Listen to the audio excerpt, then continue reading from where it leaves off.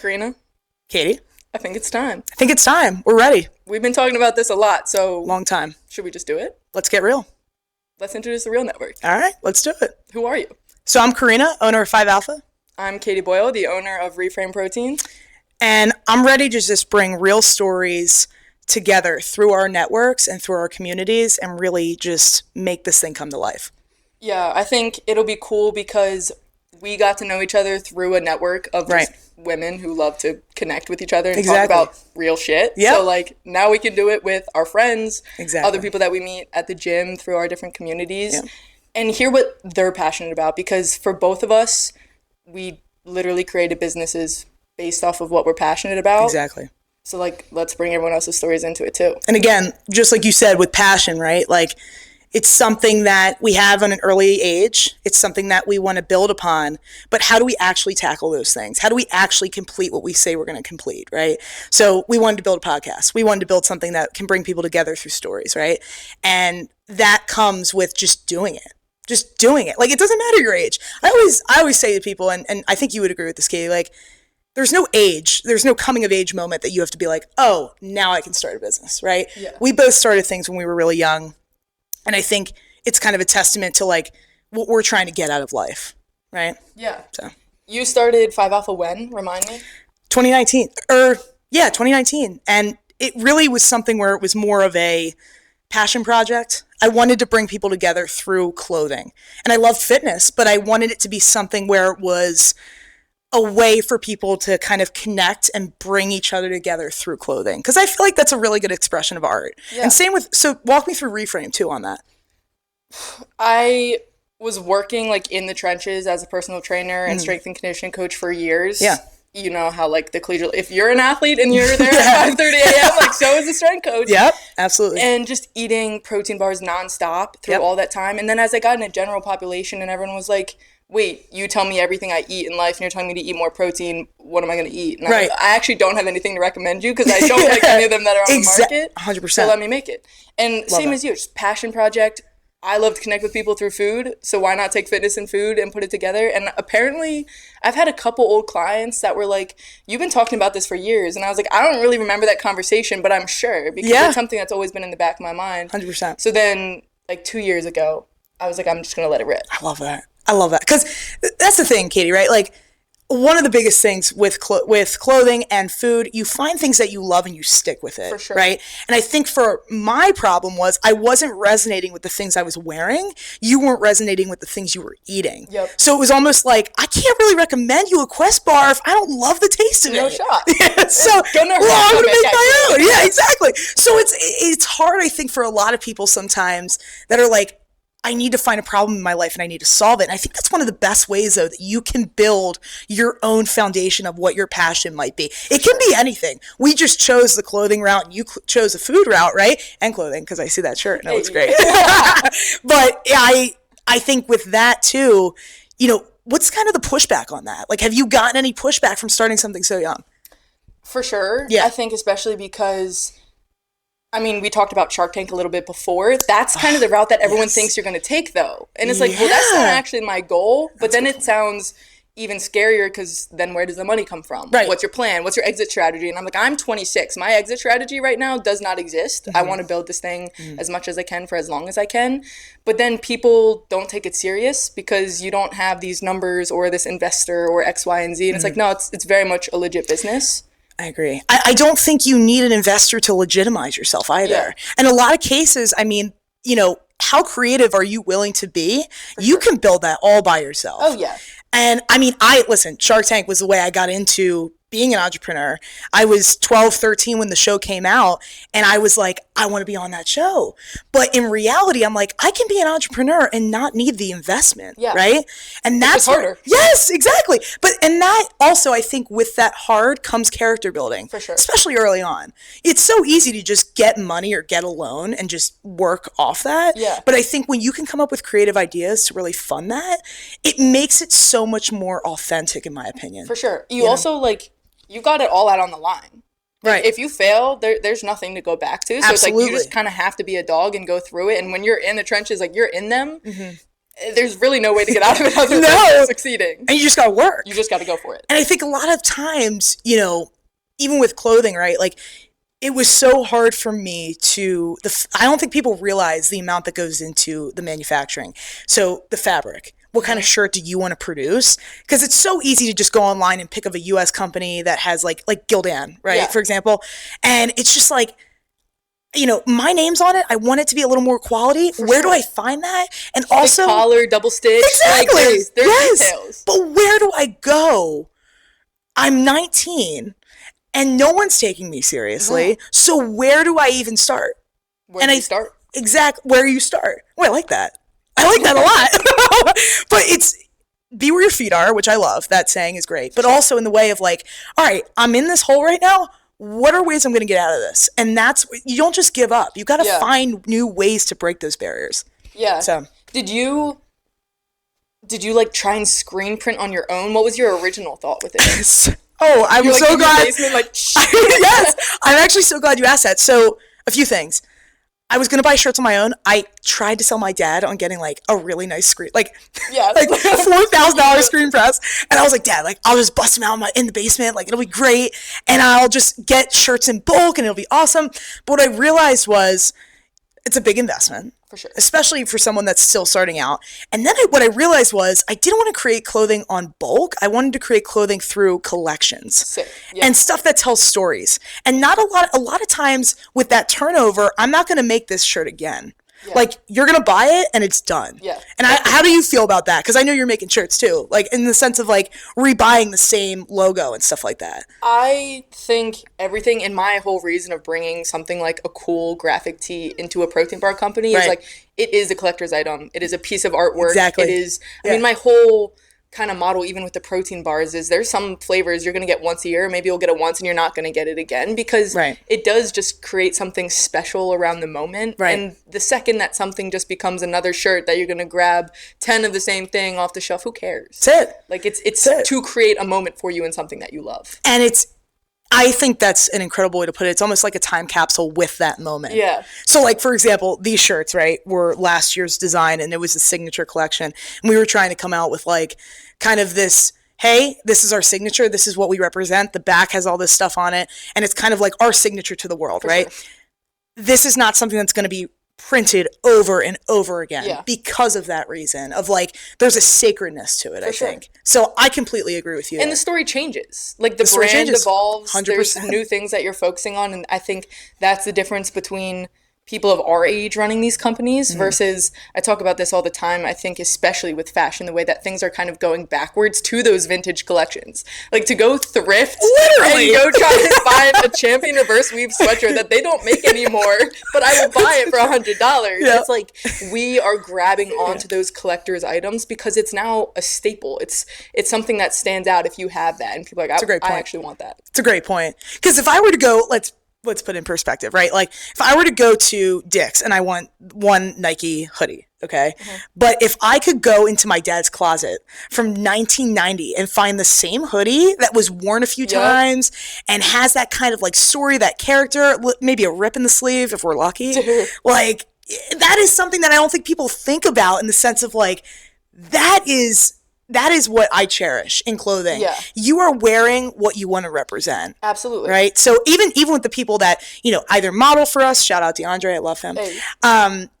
And the people that eat your bars, right? We want you guys to have that kind of mentality of doing it better, reframing your nutrition. For sure. And I want people that want to believe in this. I don't want it to be in bulk. I don't really care about mass producing. I care about the quality of individual that we're serving. 100%. So, and that's where this being quote unquote passion projects that we started, that we turned into businesses that are successful, there's so much meaning in it to us. Like my new boxes that I just released, like that's a piece of artwork, bro. Like I want that to be something that you have on your shelf and you're proud of, because I'm proud of it, because I like the way that it looks. Yes. Same thing with like your shirt that I have, the black one, that's the old school logo that I absolutely love, that I know is never coming back, but I have it, like it's so sacred to me now, and I'm gonna rep it endlessly. Could not agree more. And I just, again, with artists, with musicians, there's a certain piece. I know Taylor Swift just came out with a new album. I know a bunch of people just came out with new albums, right? I feel like October 2nd was like an album release day for a ton of people. Yeah, it's also like a huge concert season. I don't understand the music industry that much. Yeah, but like concert season, album season. I'm here for it. So I'm here for it. It's fall. I love it. But I will say that music has a moment in time where you think of that song. Yeah. With an art piece, you have a specific feeling when you feel the art piece. I want you to feel that with our clothing or the bars or your shirts. And there is just a sense of pride, I think, as a business owner, or not even maybe business owner, but even a manager, even someone that's just working a job. How are you prideful with what you're doing and what you're putting into your work, no matter what you do? I don't care if you're mowing lawns or even making shirts or own a gym. How are you putting the pride of, hey, I'm Carina Shafalo, and I'm going to make sure that this lawn is mowed to the best of my ability? 1,000%. I think that's passion and purpose. Whatever your job is, show up and like take pride in yourself for what you're doing. I literally do not care what your job is. Yep. Just act like you care. You should care about what you're doing. Because especially if you're working a normal 9 to 5, which like I have never done. But if you're doing your 9 to 5, that's a lot of your life that you're spending in an office. Just like actually put effort into it, please. Do it the best you can. I will be talking about the military a bit on here, and I will say I look up to the military in so many ways for the way that the pride in people that are in the military. A lot of people, not everyone, but a lot of people are happy and they're prideful and saying like, I just got through boot camp and I just got a patch of honor, or I just completed some course. And it is like, that is what they're prideful about. It might not mean anything to you if I completed air assault school, but it might mean a lot to me, and I'm proud of that. You get your like spurs. You get your spurs. Yeah. Again, Cav unit, like there's a historical piece behind that. And I think I always want to kind of mimic that mentality with the military of like, there is a piece of pride with being in our organization. Sure. There is a piece of me that I'm proud when I complete boot camp. I completed advanced camp a summer ago, and I never felt the most proud of myself for doing something like that. That's it. And it's something that, again, you can build upon, whether you're in the military, whether you're not, you can build that in your own life, but you have to curate that environment. Absolutely. It's not going to come for you. You can make a patch for yourself. They're easy to get on Etsy or whatever. I don't know. But Katie Boyle, reframe. But in a way of, how are you going to build that energy for yourself? Because nobody's going to do it for you. For sure. So. And I think in tying all this together with the pride and respect that you have for yourself and taking something that you're passionate about and creating a business, you can have a passion that you 100% should not turn into a business if you do not have the pride and the dog in you to truly be an entrepreneur. Because there's a difference between having something that you're passionate, like you can be really passionate about food, like I am and was, and you probably shouldn't be starting a protein bar company because you're going to go through the trenches. Exactly. And you have to have that pride to be like, I'm going to pull this off. Same thing with fashion. Maybe you should just be buying shirts unless you're the type of person who can pull off a company. So that's a great point. Your passion shouldn't always become a business. Yes. But if you have those other things, which we'll for sure go into at some point about what it actually takes, then you should turn your passion project into a company and try to monetize it. I absolutely agree. And let me ask you this, because I'm not getting there yet. But what if there's a burnout, or what if there's hey, I just don't think I love this as much as I thought. I put money into it. I actually, before 5 Alpha was a thing, I had a shirt company that was for the culture. No way. Yeah, it was a very quick, I just wanted to get something on the market, and I just wanted to feel what it was like to be a business owner, but I didn't think it through. I didn't love the name. I already had shirts printed, and I was like, I just don't know if I'm vibing with this as much. But what do you do in that case if you're at kind of a stop sign and you're like, I don't know if I like making bars anymore, or I want to take this in a different route? So it's almost like, what do we do? And we will get into this more on when we talk more about kind of strategies as a business owner and what to do in those situations and maybe how to pivot. But have you ever encountered that at all? Because I loved the shirt industry, the fashion industry, but that name was not clicking for me at all. I think people are too scared to realize that failure doesn't mean you failed at life. Love it. You can close the door on a business. You're not going to succeed at everything you do, especially if you have an entrepreneurial mindset. You're going to have 3 million ideas, and most of them are going to fail. Right. If it gets to that point, then you just close the door and move on to the next one. I think there's the only thing that you're going to have to deal with at that point is your thoughts about how other people are going to perceive that step that you made that was actually the best step for you to make. So like, even if it's shutting down a bit, if Reframe had to shut down tomorrow because I was going to go start the best like cat sitting business in the world and that's my new passion. Like, fine, I'm gonna do that and I'm gonna be proud about it because that's the decision that worked best for me. But if it's something that like, if you're burning out because of the day to day, but that passion is still there, that's a different story. Because it's like, it's going to be hard work. You're not going to love going through what you have to go through for 5 Alpha every single day. But if your purpose and your why of the culture that you wanted to create around the company that you originally created is still there, that's going to keep getting you through, even though you think you might need to pivot every single day because that's just what happens. I could not agree more. I think that was like perfectly said, to be honest with you. I actually have something that's kept me on track, kind of like my moral compass. I have a list. It's like on it, literally an index card, vertical, and it's just so vertical. It's not horizontal, and I'm not using the lines. But it's a list of everything I want to accomplish in my life. And, you know, being a mother, being a great partner, you know, running 5 Alpha, obviously all that good stuff. But I keep that literally on my desk. I used to have it taped on my college desk and I would look at it. Literally, I would make myself look at it every day when I would do homework. And I just have to remember that these little things, these little hiccups in the road or steps that we're taking are for a bigger purpose. And I know it's easy to say that, and I'm sure people have heard that before, but it's one of those things where it's like, you have to remind yourself of that. 100%. Like, I am doing this for my future self. I'm not doing this for the short-term gain, right? And that's something I think people realize because they want the quick excitement, the chaos, and the quick fix of like, I just sold like 3 shirts and I feel great. Yeah. Where it's like, no, like, we're creating something bigger here. Yeah. You know what I mean? I think, especially with business, what I'm learning is if you are going to ride off of the short-term highs, you're also going to have to ride off the short-term lows, and that's going to get you nowhere because those highs will get you through the day, but the lows will make you literally question everything within seconds. So you can't just look at it as that up and down of being in the business every day. You have to look at that long-term stuff and be like, oh, actually, I'm doing this because I love everything about it, and my index card is X, Y, and Z. Like, I need to do all this stuff in order to get there. 100%. How many things are on your list? Do you know off the top of your head? I want to say it's 10. I think it's 10 or 12. Has it changed? And I will literally bring this and read it off to everybody here. It has not changed. I think because I was a little broader with it at times, but I think the stuff that I want in my life, I'm so certain about. Yeah. At least at this point in time, I'm so I'm so into that. Yeah. I would love to be a mother one day. I think it's one of my...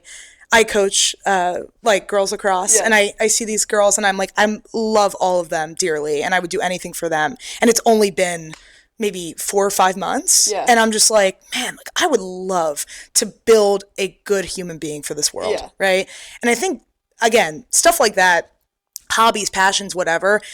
There are some that it almost feels almost feels too good to be true. Yeah. I don't know if you have any that are real. Yeah, like I'm just like, am I too much with it? Like, is this just too perfect in my mind? But I think sometimes having that optimism is great, and also just bringing it back to reality. Yeah. I don't think there's anything that's necessarily going to stop you if you want it that badly. I agree. I'm going to be completely. Some people might disagree with that, but I do think if you want it that badly, you will find a way. I 100% agree. I think that's one thing that I've always said about myself is I will figure it out. Absolutely. Because if it's something that I want, I'm very, very clear on that. Same as you. It might not be written on a vertical index card, but I'll put it down. I'll make sure that I write it down. It's written in my, have you seen the trend of like ADHD phone note apps? No, and I need it. Literally, it's a trend and it's like everyone exposing their notes app. It's like, what is life? And then it's like onions. Literally, that's like my life goals are like written underneath my Trader Joe's list. But that's so real, though. It's so real. It's so real. They're in my brain. They're written down. I love that. You know? I'm like pen and paper, something about it. But I will say, sometimes you come up with revelations in the middle of Wegmans, and you just need to rip it. Just, oh my God! I forgot to put the notes. But good thing I know that I want to be a mom. Yeah. So, Katie, we did this podcast. There's a million podcasts out there. Mm-hmm. There's a million people talking online.